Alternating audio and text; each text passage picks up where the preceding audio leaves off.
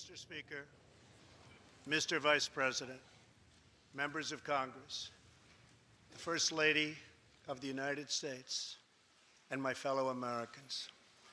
Less than 1 year has passed since I first stood at this podium in this majestic chamber to speak on behalf of the American people and to address their concerns, their hopes, and their dreams. That night, our new administration had already taken very swift action. A new tide of optimism was already sweeping across our land. Each day since, we have gone forward with a clear vision and a righteous mission to make America great again for all Americans.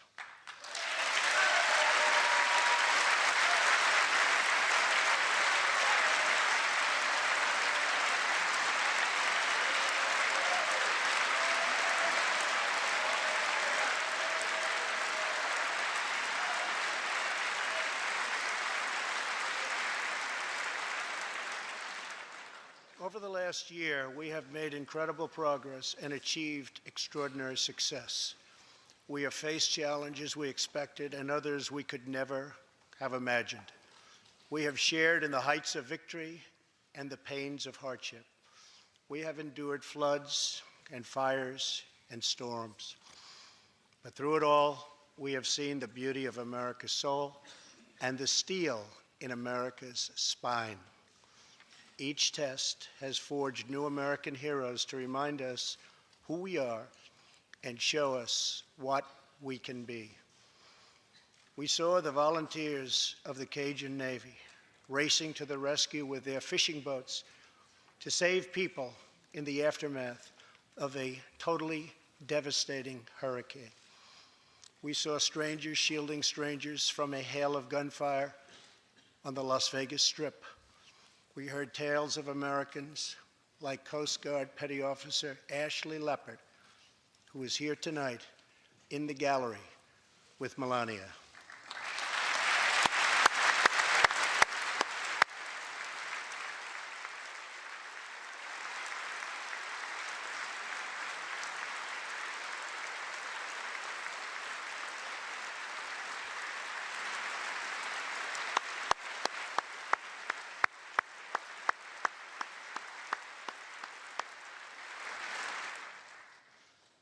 Ashley was aboard one of the first helicopters on the scene in Houston during the Hurricane Harvey. Through 18 hours of wind and rain, Ashley braved live power lines and deep water to help save more than 40 lives. Ashley, we all thank you. Thank you very much.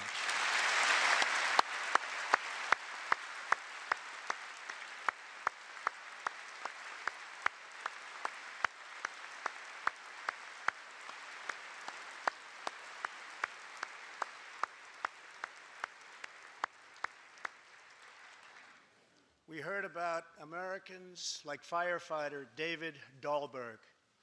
He's here with us also. David faced down walls of flame to rescue almost 60 children trapped at a California summer camp threatened by those devastating wildfires. To everyone still recovering in Texas, Florida, Louisiana, Puerto Rico, and the Virgin Islands, everywhere, we are with you. We love you, and we always will pull through together, always.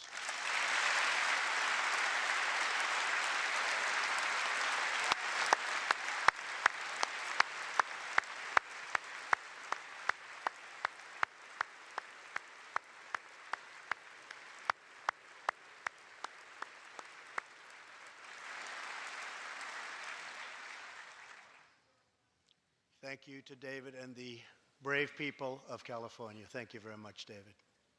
Great job. Some trials over the past year touched this chamber very personally. With us tonight is one of the toughest people ever to serve in this House, a guy who took a bullet, almost died, and was back to work 3.5 months later, the legend from Louisiana, Congressman Steve Scalise.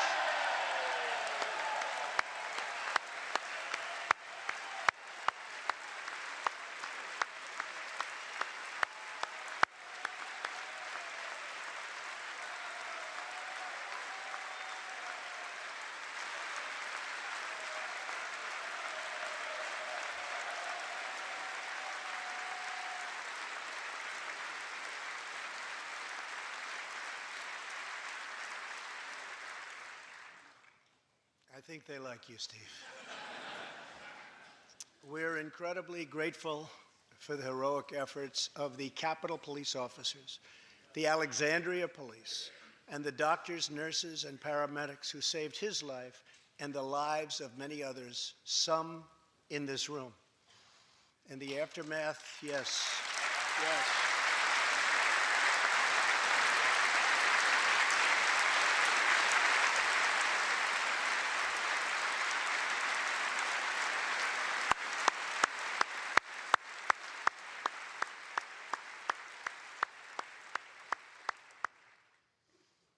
In the aftermath of that terrible shooting, we came together, not as Republicans or Democrats, but as representatives of the people.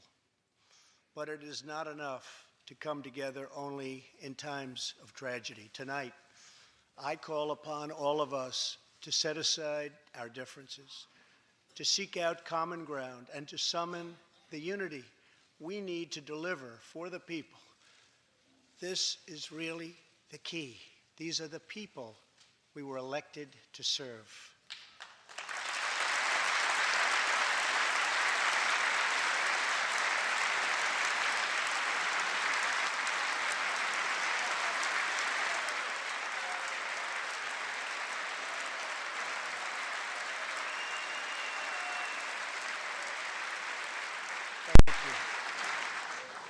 Over the last year, the world has seen what we always knew, that no people on earth are so fearless or daring or determined as Americans. If there is a mountain, we climb it. If there's a frontier, we cross it.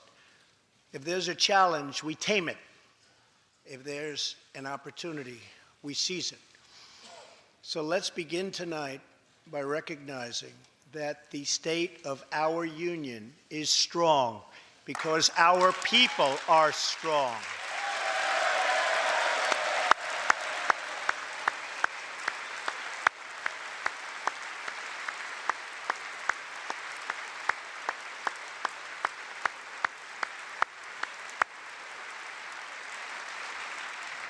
And together we are building a safe, strong, and proud America. Since the election, we have created 2.4 million new jobs, including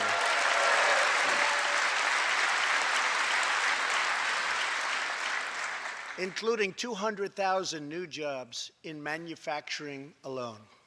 Tremendous numbers. After years and years of wage stagnation, we are finally seeing rising wages.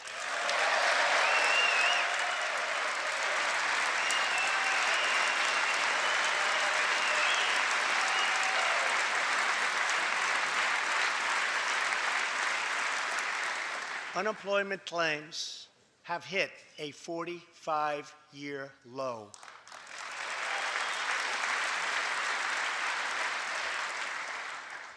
And something I'm very proud of, African American unemployment stands at the lowest rate ever recorded.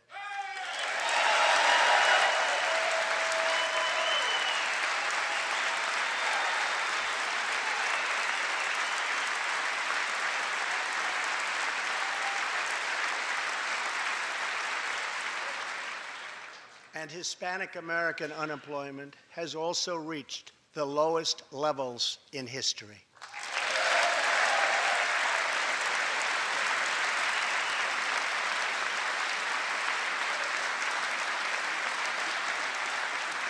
Small business confidence is at an all-time high.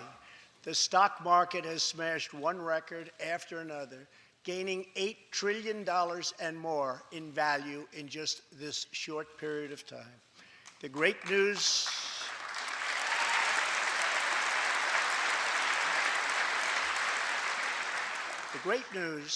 for Americans, 401k, retirement pension, and college savings accounts have gone through the roof.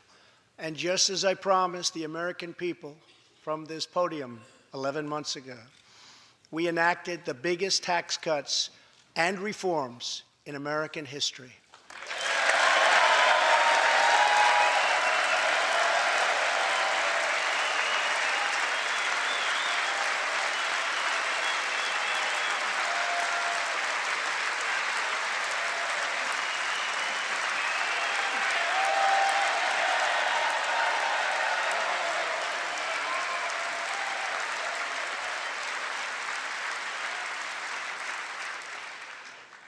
Our massive tax cuts provide tremendous relief for the middle class and small business. To lower tax rates for hardworking Americans, we nearly doubled the standard deduction for everyone.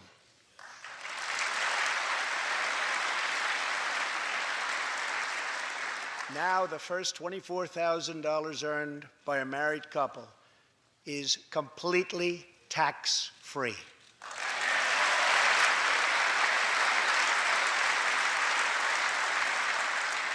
We also doubled the child tax credit.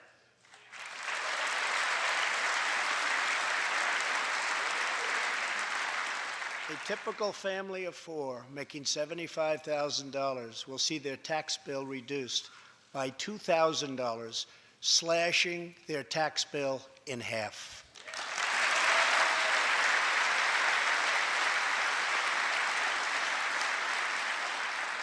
In April, this will be the last time you will ever file under the old and very broken system, and millions of Americans will have more take-home pay starting next month, a lot more.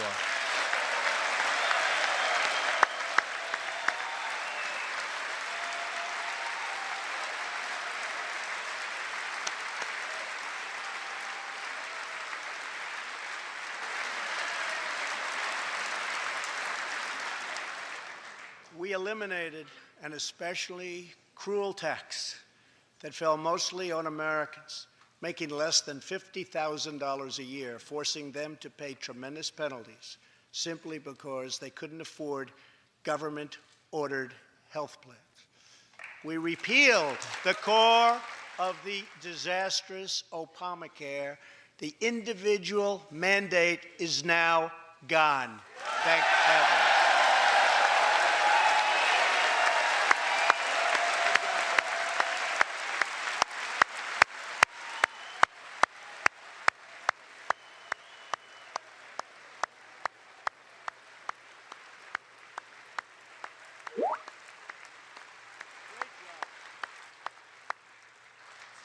We slashed the business tax rate from 35% all the way down to 21%, so American companies can compete and win against anyone else anywhere in the world.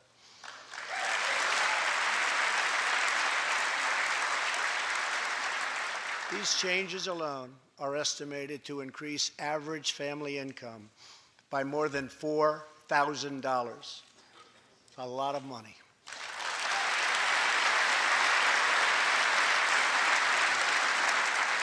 Small businesses have also received a massive tax cut and can now deduct 20% of their business income. Here tonight are Steve Staub and Sandy Keplinger of Staub Manufacturing, a small, beautiful business in Ohio. They've just finished the best year in their 20-year history.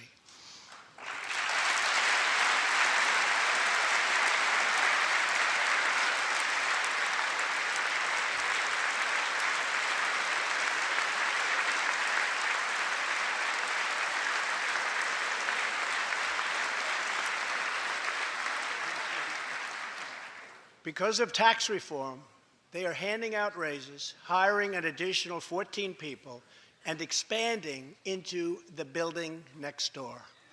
Good feeling.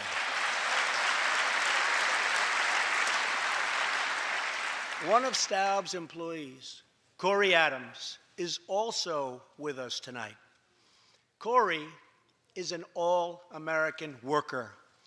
He supported himself through high school, lost his job during the 2008 recession, and was later hired by Staub, where he trained to become a welder. Like many hardworking Americans, Corey plans to invest his tax cut raise into his new home and his two daughters' education. Corey, please stand.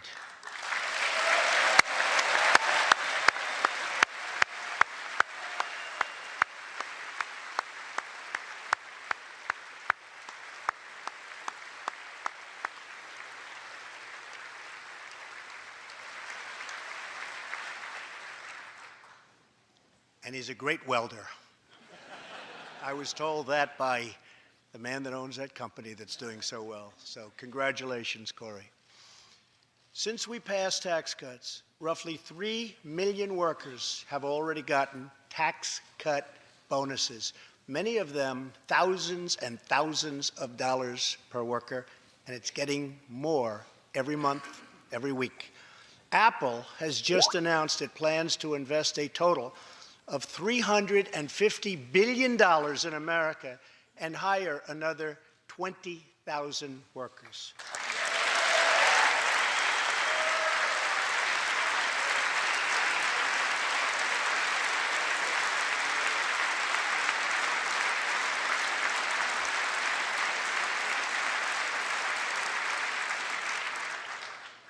And just a little while ago, ExxonMobil announced a $50 billion investment in the United States, just a little while ago.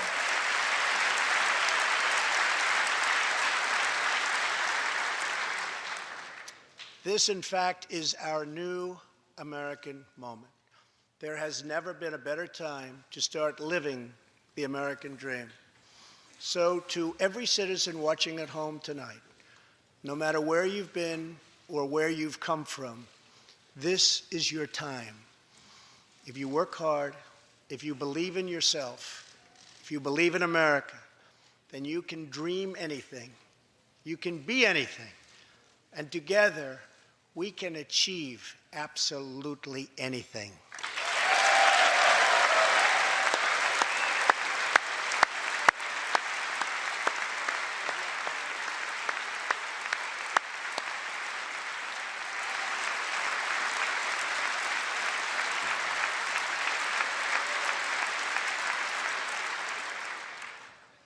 Tonight, I want to talk about what kind of future we're going to have and what kind of a nation we're going to be. All of us together as one team, one people, and one American family can do anything. We all share the same home, the same heart, the same destiny, and the same great American flag.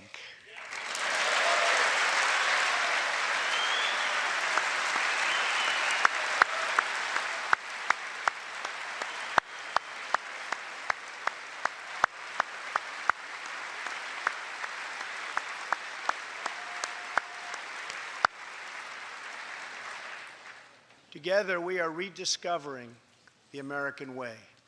In America, we know that faith and family, not government and bureaucracy, are the center of American life. The motto is, "In God we trust."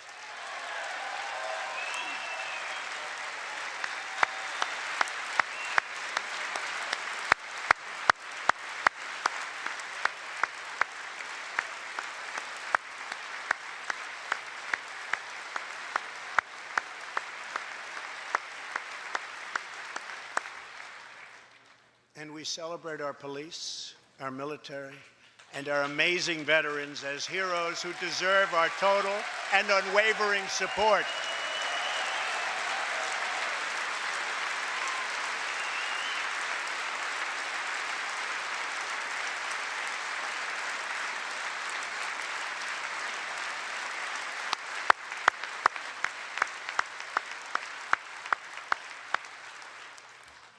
Here tonight is Preston Sharp, a 12-year-old boy from Redding, California, who noticed that veterans' graves were not marked with flags on Veterans Day. He decided all by himself to change that and started a movement that has now placed 40,000 flags at the graves of our great heroes. Preston, a job well done.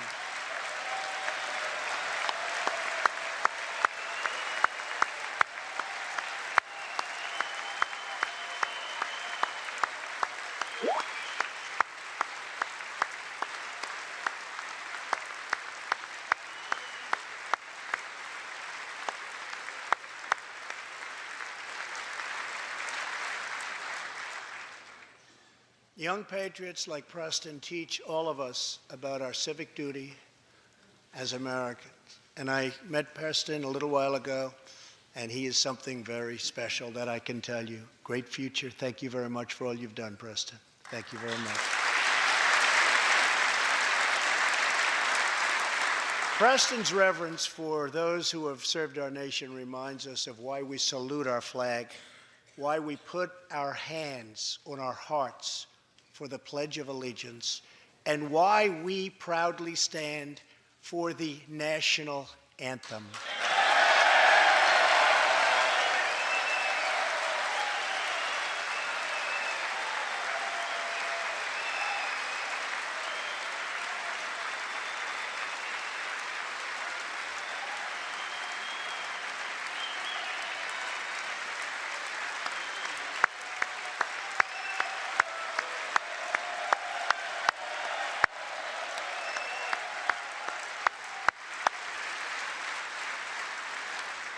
Americans love their country, and they deserve a government that shows them the same love and loyalty in return. For the last year, we have sought to restore the bonds of trust between our citizens and their government. Working with the Senate, we are appointing judges who will interpret the Constitution as written, including a great new Supreme Court justice and more circuit court judges than any new administration in the history of our country.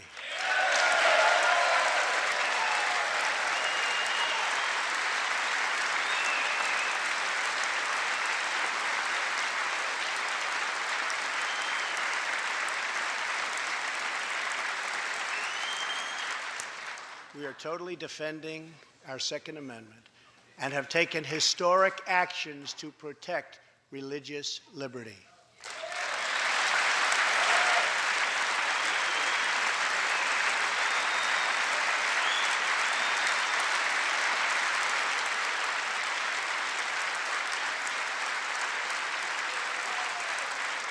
And we are serving our brave veterans, including giving our veterans choice in their health care decisions.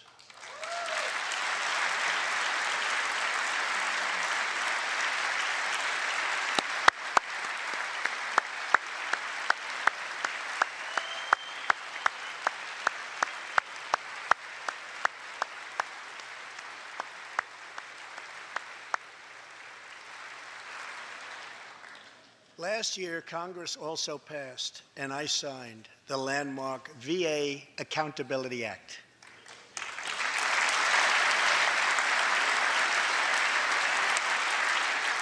Since its passage, my administration has already removed more than 1,500 VA employees who failed to give our veterans the care they deserve, and we are hiring talented people who love our vets as much as we do.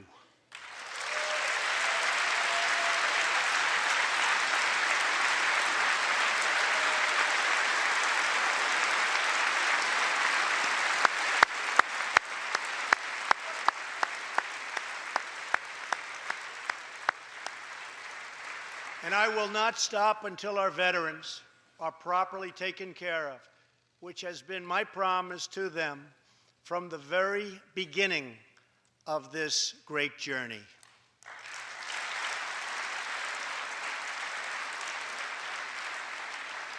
All Americans deserve accountability and respect, and that's what we are giving to our wonderful heroes, our veterans. Thank you.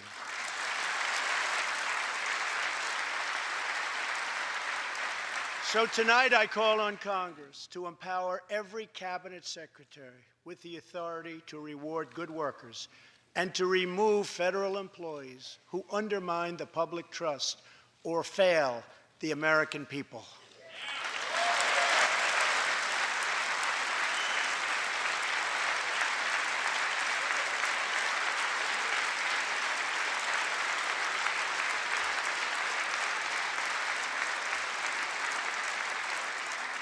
In our drive to make Washington accountable, we have eliminated more regulations in our first year than any administration in the history of our country.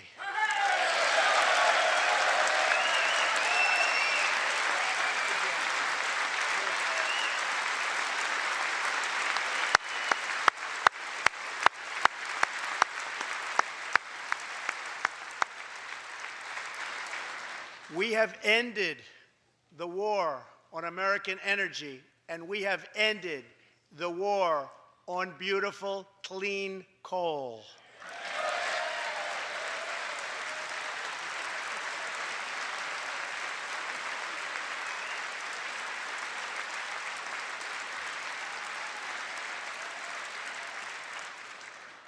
We are now very proudly an exporter of energy to the world.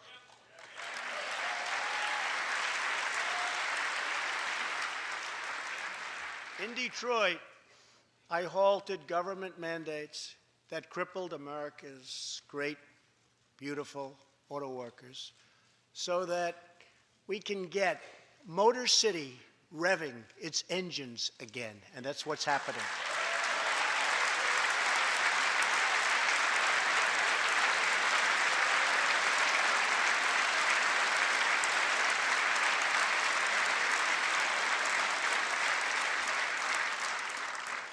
Many car companies are now building and expanding plants in the United States, something we haven't seen for decades. Chrysler is moving a major plant from Mexico to Michigan. Toyota and Mazda are opening up a plant in Alabama, a big one, and we haven't seen this in a long time. It's all coming back.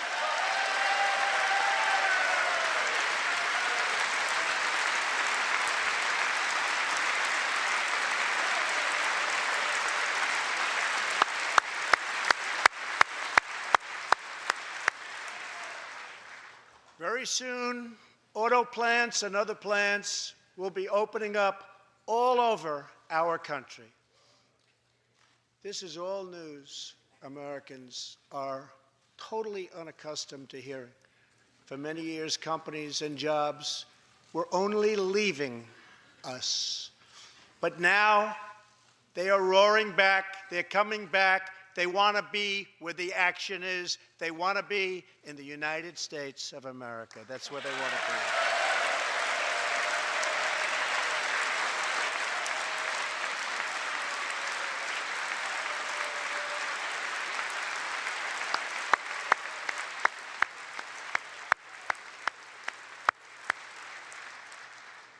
Exciting progress is happening every single day. To speed access to breakthrough cures and affordable generic drugs, last year, the FDA approved more new and generic drugs and medical devices than ever before in our country's history.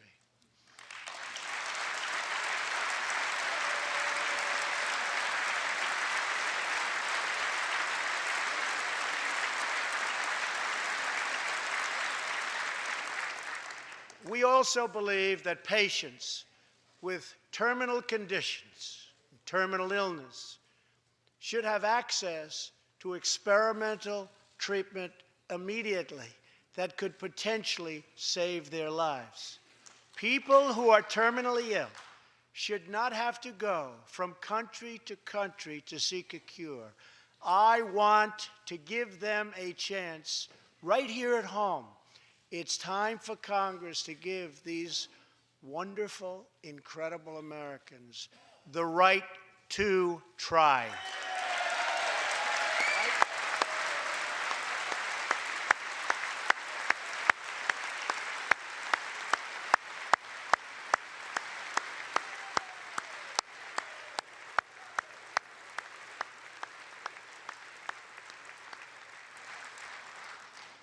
One of my greatest priorities is to reduce the price of prescription drugs.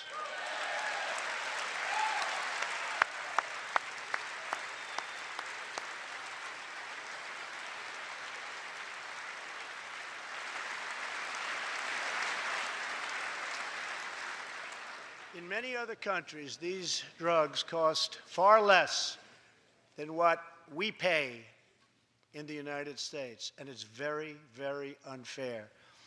That is why I've directed my administration to make fixing the injustice of high drug prices one of my top priorities for the year.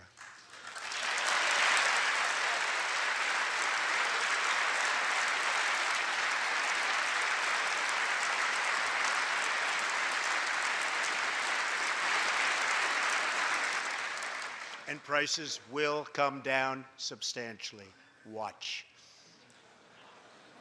America has also finally turned the page on decades of unfair trade deals that sacrificed our prosperity and shipped away our companies, our jobs, and our wealth. Our nation has lost its wealth, but we're getting it back so fast. The era of economic surrender is totally over. From now on, we expect trading relationships to be fair and, very importantly, reciprocal.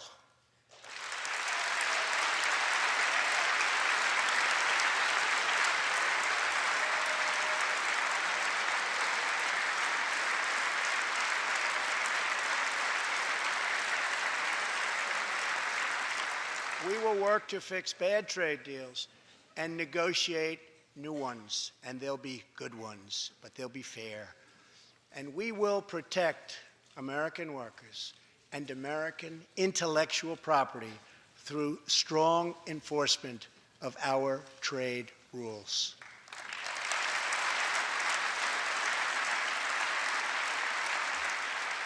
As we rebuild our industries, it is also time to rebuild our crumbling infrastructure.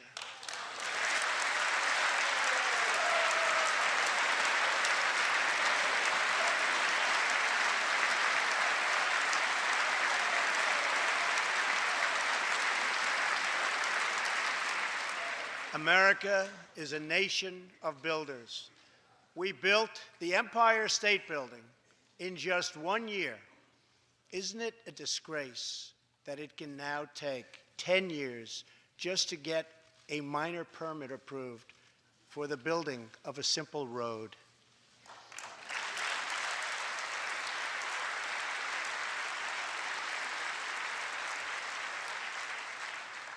I am asking both parties to come together to give us safe, fast, reliable, and modern infrastructure that our economy needs and our people deserve.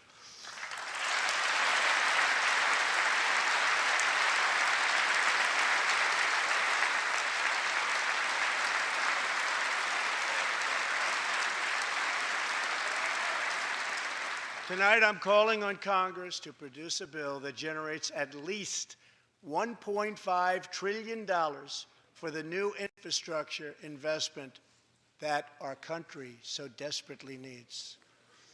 Every federal dollar should be leveraged by partnering with state and local governments and, where appropriate, tapping into private sector investment to permanently fix the infrastructure deficit, and we can do it.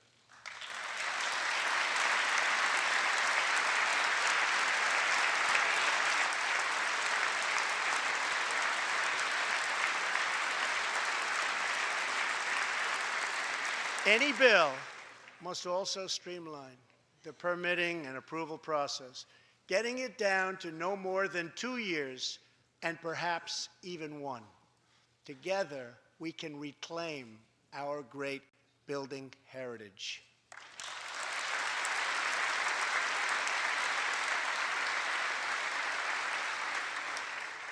We will build gleaming new roads, bridges, highways, railways, and waterways all across our land. And we will do it with American heart, and American hands, and American grit.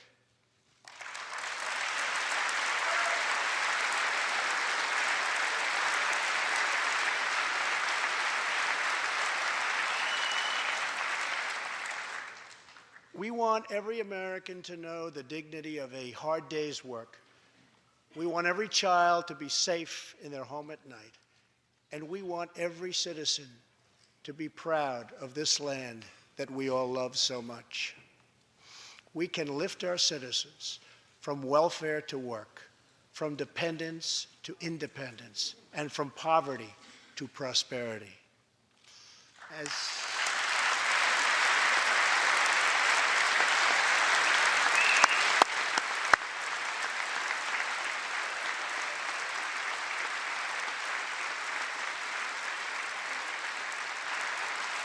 As tax cuts create new jobs.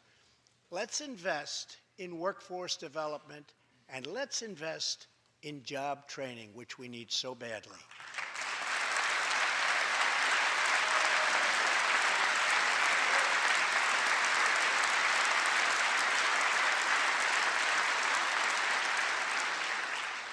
Let's open great vocational schools so our future workers can learn a craft and realize their full potential.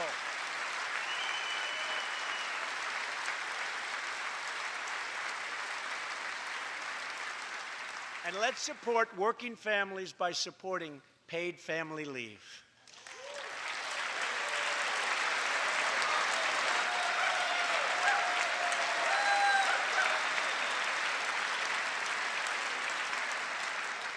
As America regains its strength, opportunity must be extended to all citizens.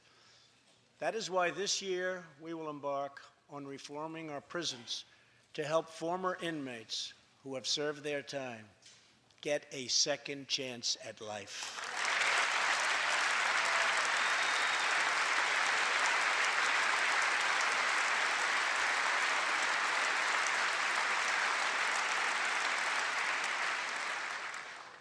Struggling communities, especially immigrant communities, will also be helped by immigration policies that focus on the best interests of American workers and American families. For decades, open borders have allowed drugs and gangs to pour into our most vulnerable communities. They've allowed millions of low-wage workers to compete for jobs and wages against the poorest Americans. Most tragically, they have caused the loss of many innocent lives. Here tonight are two fathers and two mothers, Evelyn Rodriguez, Freddie Cuevas, Elizabeth Alvarado, and Robert Mickens. Their two teenage daughters, Kayla Cuevas and Nisa Mickens, were close friends on Long Island. But in September 2016, on the eve of Nisa's 16th birthday, such a happy time it should have been, neither of them came home. These two precious girls were brutally murdered while walking together in their hometown. 6 members of the savage MS-13 gang have been charged with Kayla and Nisa's murders. Many of these gang members took advantage of glaring loopholes in our laws to enter the country as illegal, unaccompanied, alien minors and wound up in Kayla and Nisa's high school. Evelyn, Elizabeth, Freddie, and Robert, tonight everyone in this chamber is praying for you. Everyone in America is grieving for you. Please stand. Thank you very much.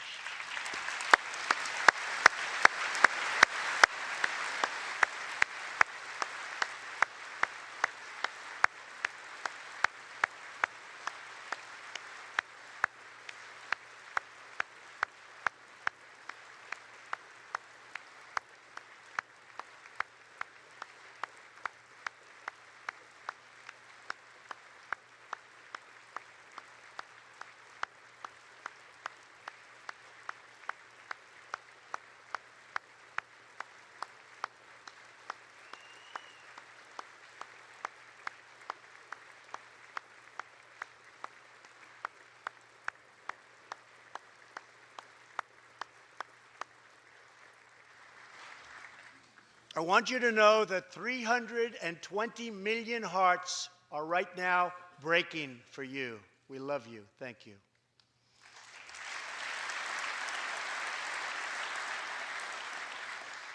While we cannot imagine the depths of that kind of sorrow, we can make sure that other families never have to endure this kind of pain.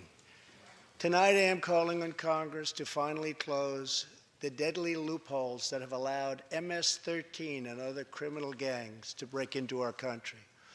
We have proposed new legislation that will fix our immigration laws and support our ICE and Border Patrol agents. These are great people. These are great, great people that work so hard in the midst of such danger so that this can never happen again.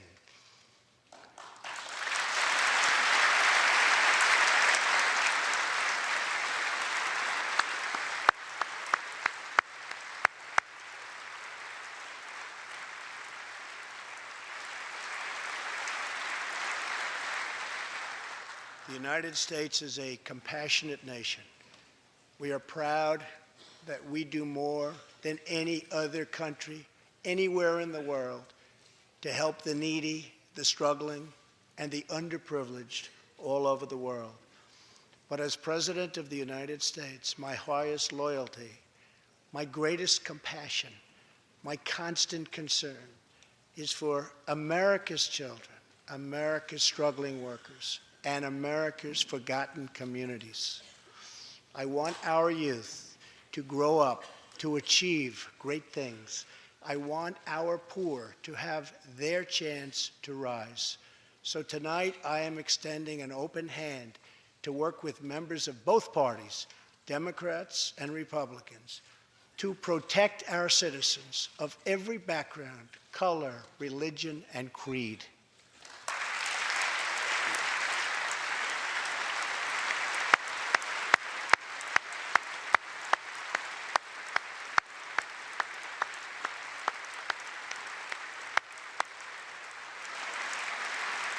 My duty, and the sacred duty of every elected official in this chamber, is to defend Americans, to protect their safety, their families, their communities, and their right to the American dream, because Americans are dreamers too.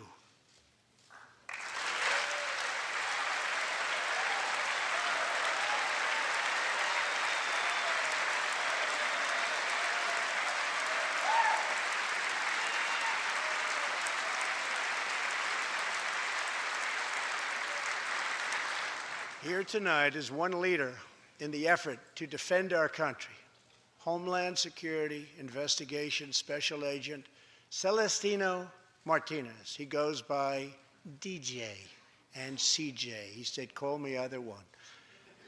So we'll call you CJ. Served 15 years in the Air Force before becoming an ICE agent and spending the last 15 years fighting gang violence and getting dangerous criminals off of our streets. Tough job. At one point, MS-13 leaders ordered CJ's murder, and they wanted it to happen quickly. But he did not cave to threats or to fear. Last May, he commanded an operation to track down gang members on Long Island. His team has arrested nearly 400, including more than 220 MS-13 gang members. And I have to tell you, what the Border Patrol and ICE have done, we have sent thousands and thousands and thousands of MS-13 horrible people out of this country or into our prisons. So I just want to congratulate you, CJ. You're a brave guy. Thank you very much.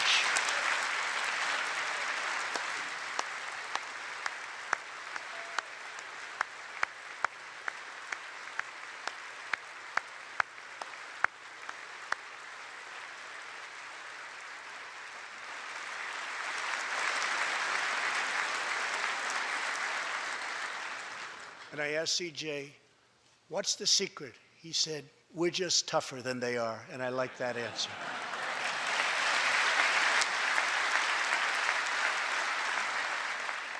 Now let's get Congress to send you, and all of the people in this great chamber have to do it. We have no choice. CJ, we're going to send you reinforcements, and we're going to send them to you quickly. It's what you need.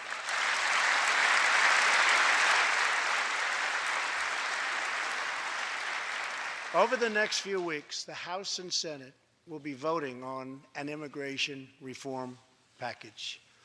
In recent months, my administration has met extensively with both Democrats and Republicans to craft a bipartisan approach to immigration reform.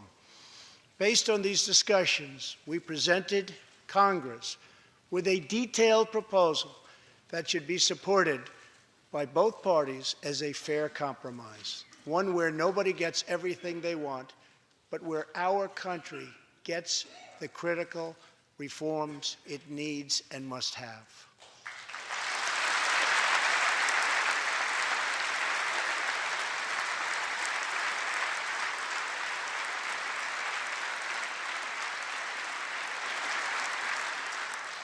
Here are the 4 pillars of our plan.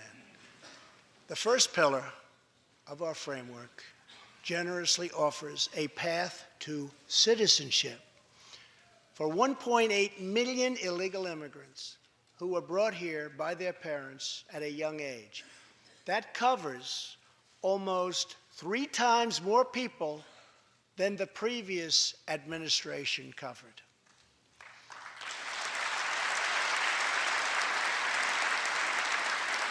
Under our plan, those who meet education and work requirements and show good moral character will be able to become full citizens of the United States over a 12-year period.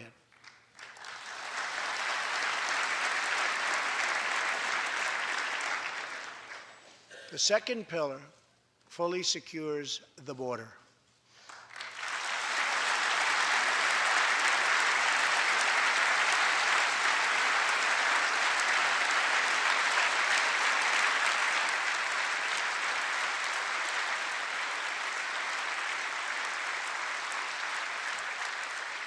That means building a great wall on the southern border, and it means hiring more heroes like CJ to keep our communities safe.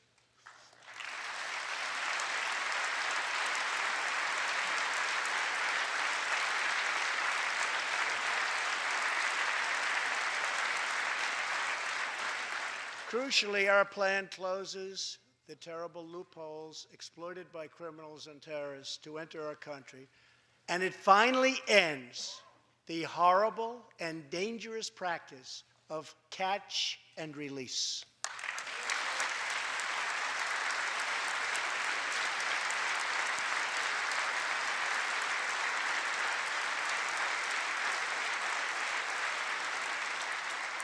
The third pillar ends the visa lottery, a program that randomly hands out green cards without any regard for skill, merit, or the safety of American people.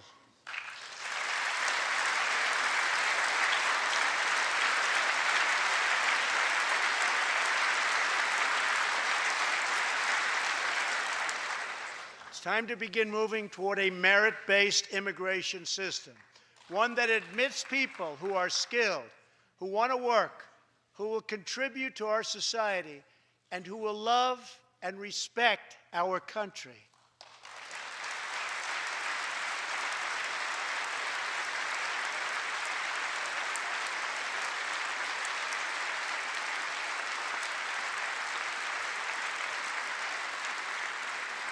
The fourth and final pillar protects the nuclear family by ending chain migration.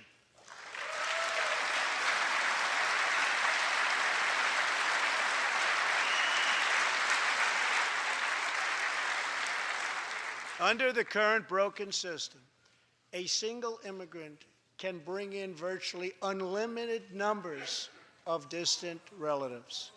Under our plan, we focus on the immediate family by limiting sponsorships to spouses and minor children.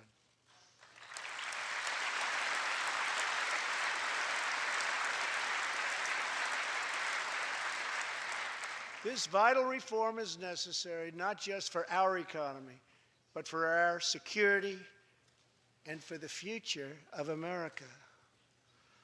In recent weeks, 2 terrorist attacks in New York were made possible by the visa lottery and chain migration. In the age of terrorism, these programs present risks we can just no longer afford. It's time to reform.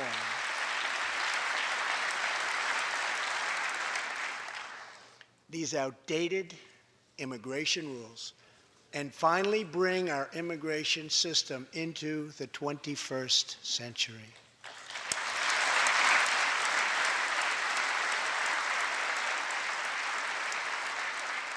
These four pillars represent a down-the-middle compromise and one that will create a safe, modern, and lawful immigration system.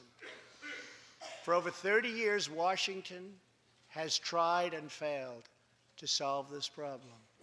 This Congress can be the one that finally makes it happen.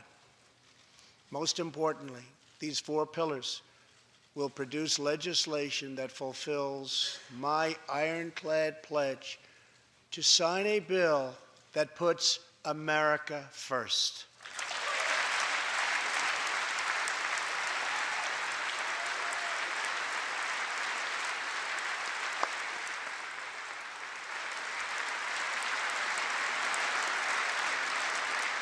So let's come together, set politics aside, and finally get the job done.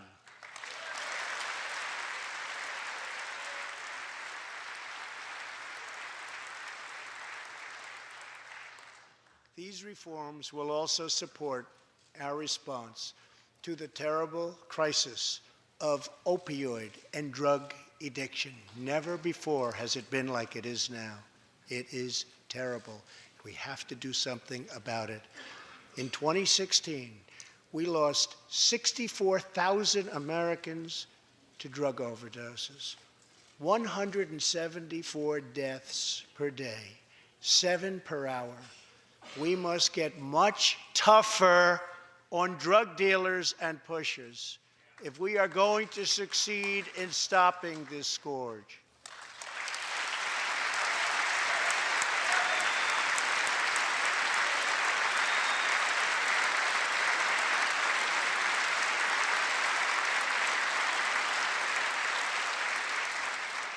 My administration is committed to fighting the drug epidemic and helping get treatment for those in need, for those who have been so terribly hurt. The struggle will be long and it will be difficult, but as Americans always do, in the end, we will succeed, we will prevail.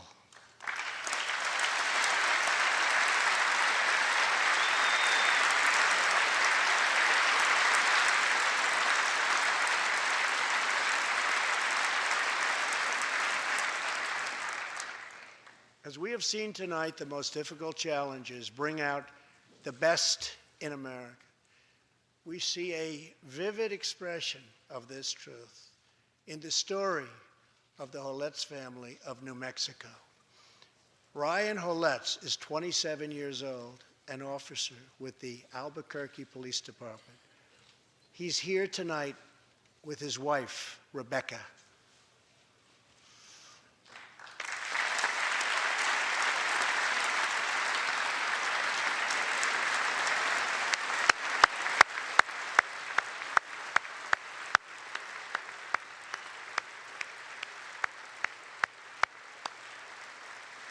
Thank you, Ryan.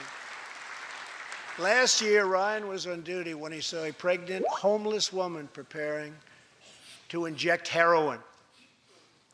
When Ryan told her she was going to harm her unborn child, she began to weep. She told him she didn't know where to turn, but badly wanted a safe home for her baby.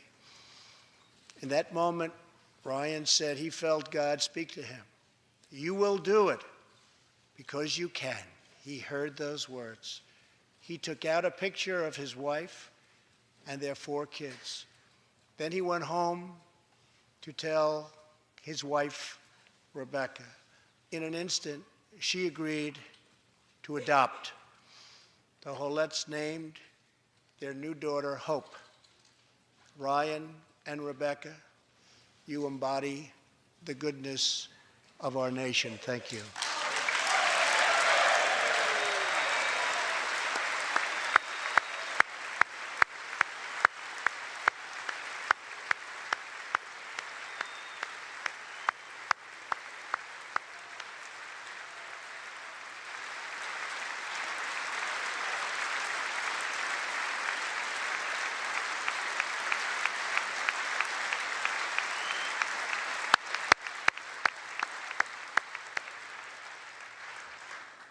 Thank you, Ryan and Rebecca.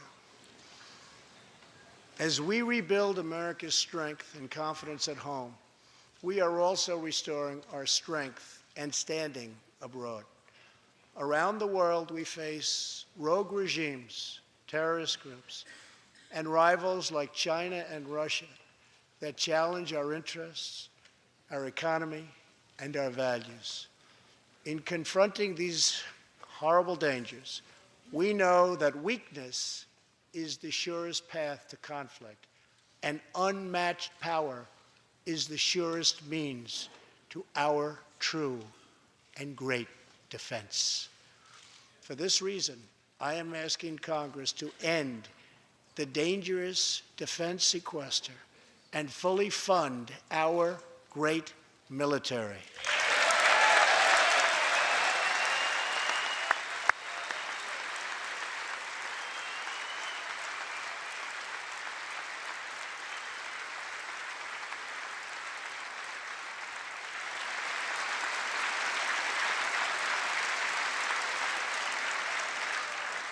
As part of our defense, we must modernize and rebuild our nuclear arsenal, hopefully never having to use it, but making it so strong and so powerful that it will deter any acts of aggression by any other nation or anyone else.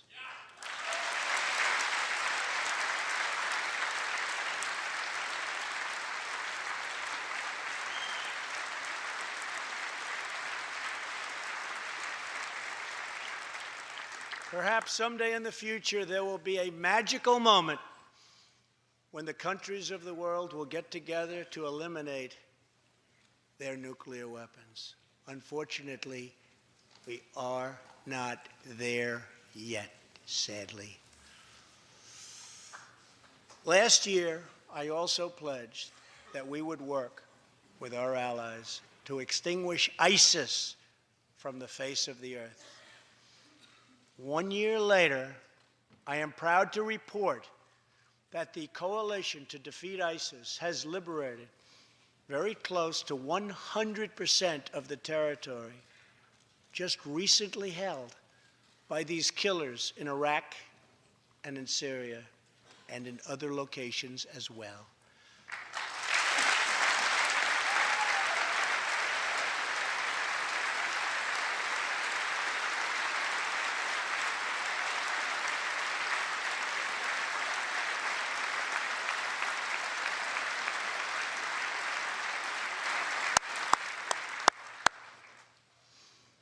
But there is much more work to be done.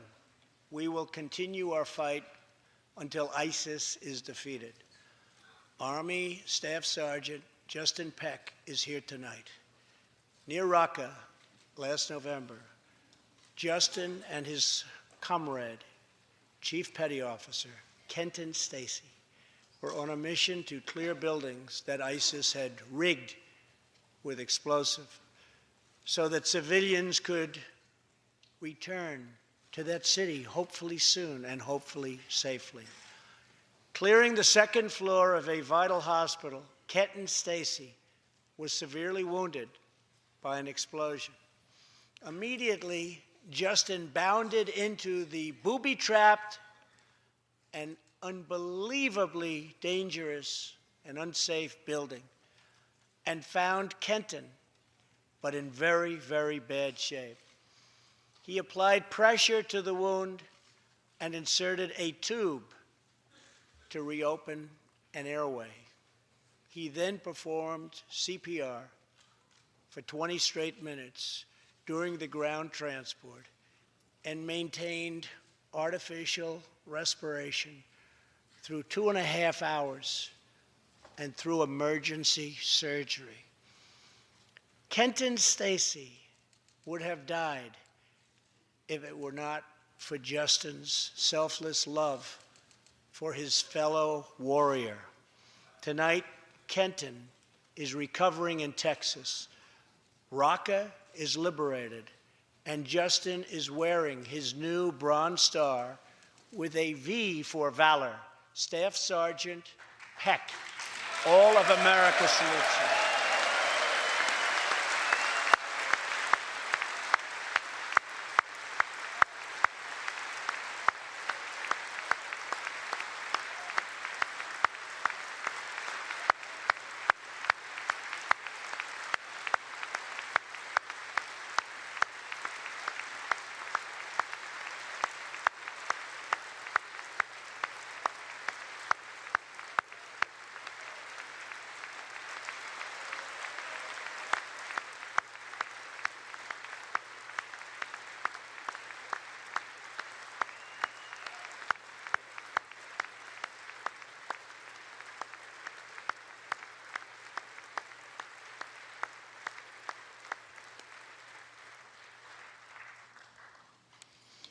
Terrorists who do things like place bombs in civilian hospitals are evil.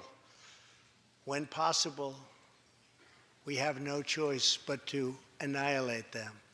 When necessary, we must be able to detain and question them. But we must be clear, terrorists are not merely criminals. They are unlawful enemy combatants.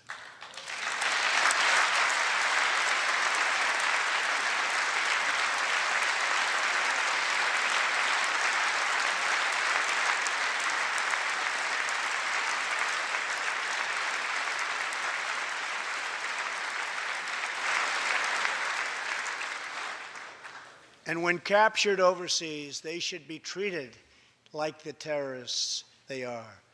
In the past, we have foolishly released hundreds and hundreds of dangerous terrorists, only to meet them again on the battlefield, including the ISIS leader, al-Baghdadi, who we captured, who we had, who we released.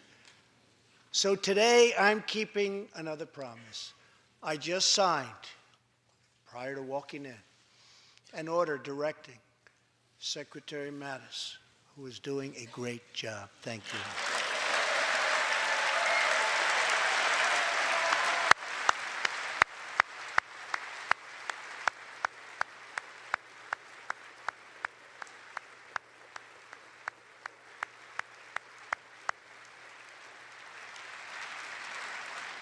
To re-examine our military detention policy and to keep open the detention facilities in Guantanamo Bay.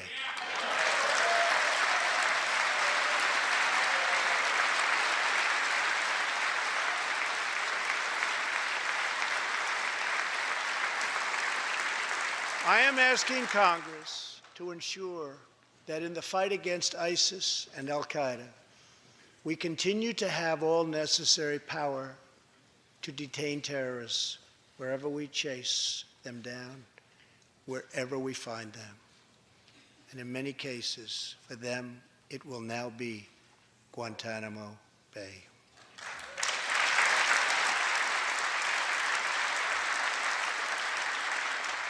At the same time, as of a few months ago, our warriors in Afghanistan have new rules of engagement.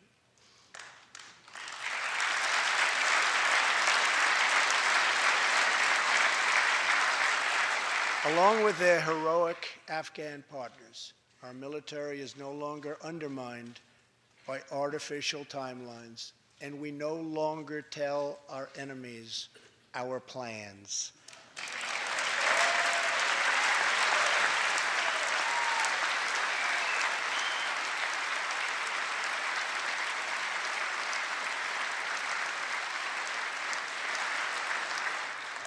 Last month, I also took an action endorsed unanimously by the U.S. Senate just months before.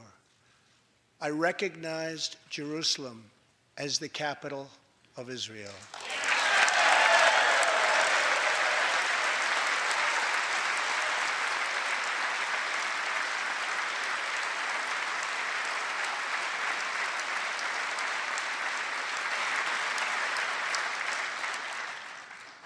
Shortly afterwards, dozens of countries voted in the United Nations General Assembly against America's sovereign right to make this decision. In 2016, American taxpayers generously sent those same countries more than $20 billion in aid. That is why tonight I am asking Congress to pass legislation to help ensure American foreign assistance dollars always serve American interests and only go to friends of America, not enemies of America.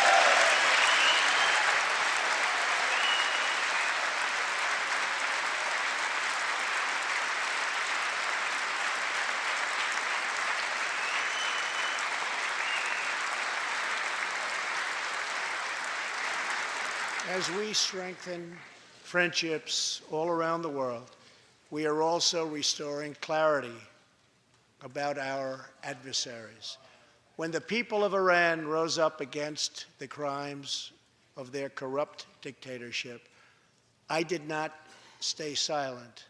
America stands with the people of Iran in their courageous struggle for freedom.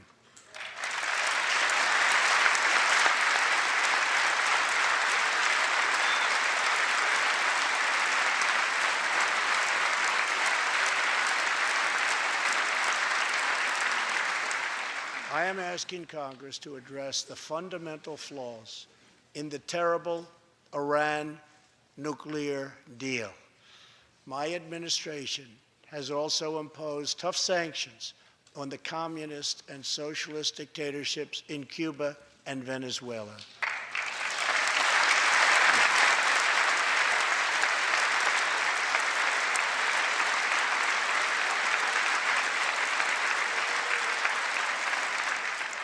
But no regime has oppressed its own citizens more totally or brutally than the cruel dictatorship in North Korea. North Korea's reckless pursuit of nuclear missiles could very soon threaten our homeland. We are waging a campaign of maximum pressure to prevent that from ever happening. Past experience has taught us that complacency and concessions only invite aggression and provocation. I will not repeat the mistakes of past administrations that got us into this very dangerous position. We need only look at the depraved character of the North Korean regime to understand the nature of the nuclear threat it could pose to America and to our allies. Otto Warmbier was a hard-working student at the University of Virginia, and a great student he was. On his way to study abroad in Asia, Otto joined a tour to North Korea. At its conclusion, this wonderful young man was arrested and charged with crimes against the state. After a shameful trial, the dictatorship sentenced Otto to 15 years of hard labor before returning him to America last June, horribly injured and on the verge of death. He passed away just days after his return. Otto's wonderful parents, Fred and Cindy Warmbier, are here with us tonight, along with Otto's brother and sister, Austin and Greta. Please.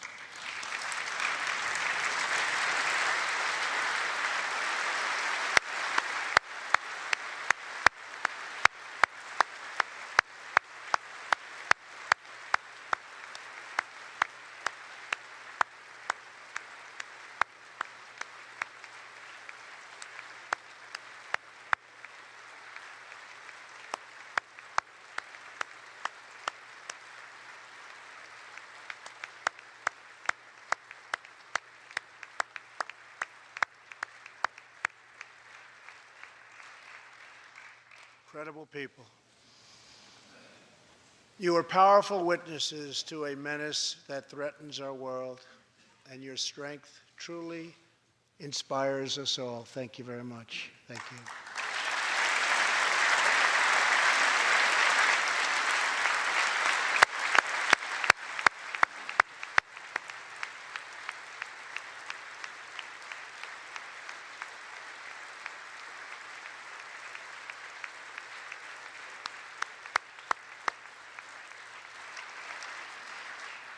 Tonight, we pledge to honor Otto's memory with total American resolve.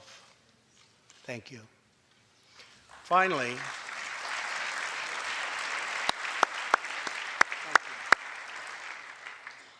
we are joined by one more witness to the ominous nature of this regime.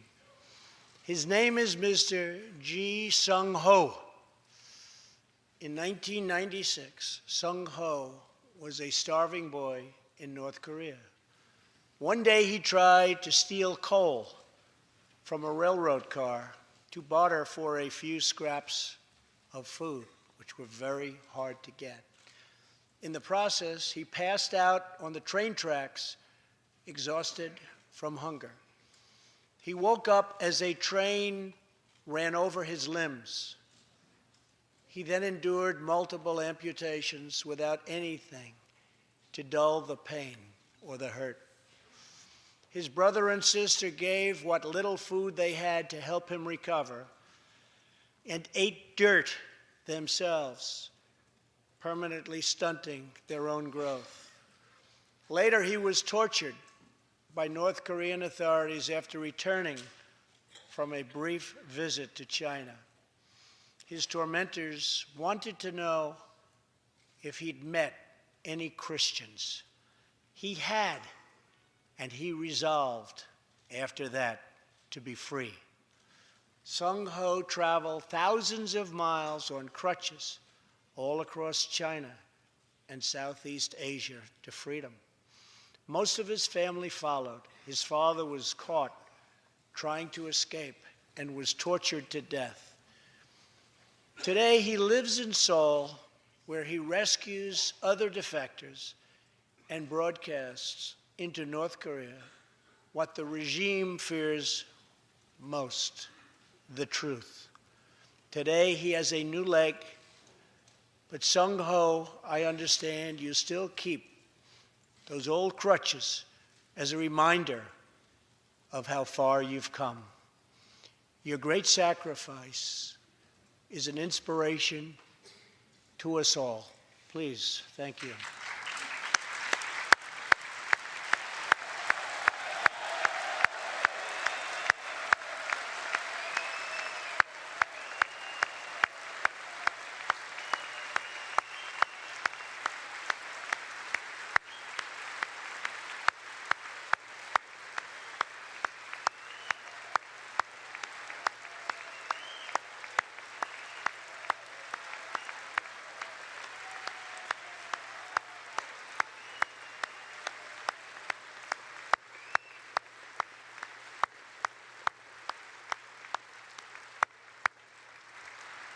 Sung Ho's story is a testament to the yearning of every human soul to live in freedom.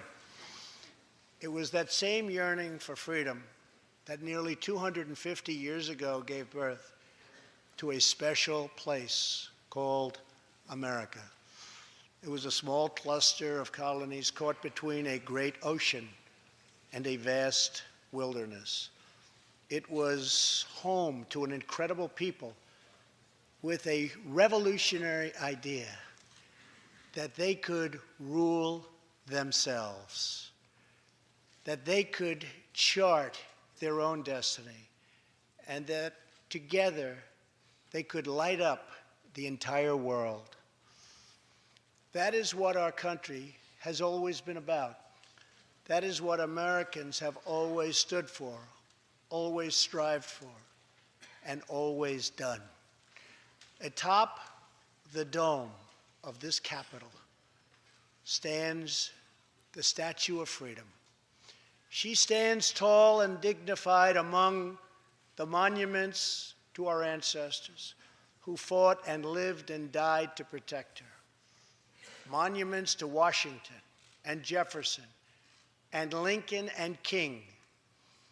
Memorials to the heroes of Yorktown and Saratoga, to young Americans who shed their blood on the shores of Normandy and the fields beyond, and others who went down in the waters of the Pacific and the skies all over Asia. And freedom stands tall over one more monument, this one. This Capitol, this living monument, this is the monument to the American people.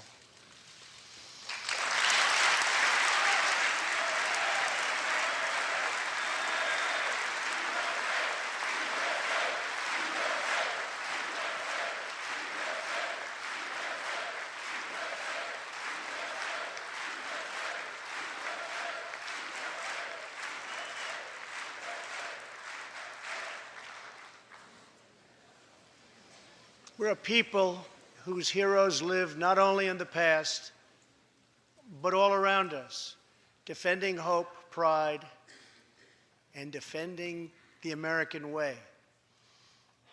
They work in every trade. They sacrifice to raise a family. They care for our children at home. They defend our flag abroad. And they are strong moms and brave kids. They are firefighters and police officers and border agents, medics and Marines. But above all else, they are Americans. And this capital, this city, this nation belongs entirely to them.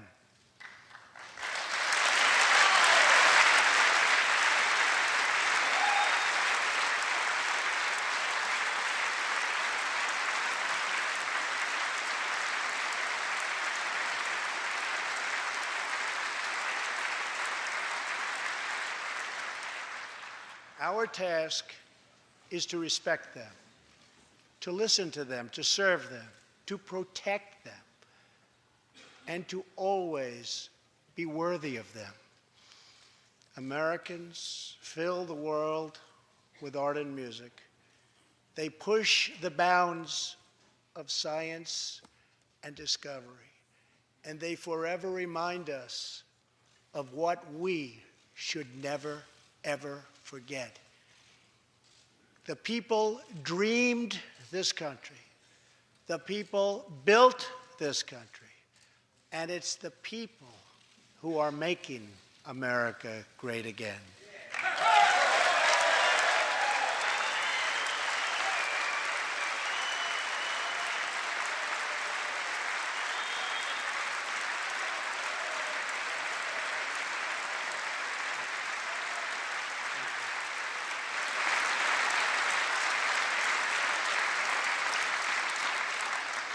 As long as we are proud of who we are and what we are fighting for, there is nothing we cannot achieve. As long as we have confidence in our values, faith in our citizens, and trust in our God, we will never fail. Our families will thrive. Our people will prosper. And our nation will forever be safe and strong and proud and mighty and free. Thank you, and God bless America. Good night.